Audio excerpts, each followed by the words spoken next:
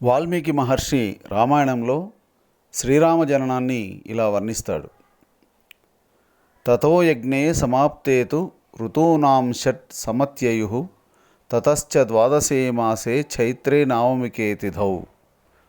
నక్షత్రే దితిదైవత్యే స్వచ్ఛ సంస్థేషు పంచసు గ్రహేషు కర్కటే లగ్నే వాక్పతావిందునా సహ ప్రోజ్యమానే జగన్నాథం సర్వలోక నమస్కృతం కౌసల్యా జనయద్రామం సర్వలక్ష్మణ సంయుతం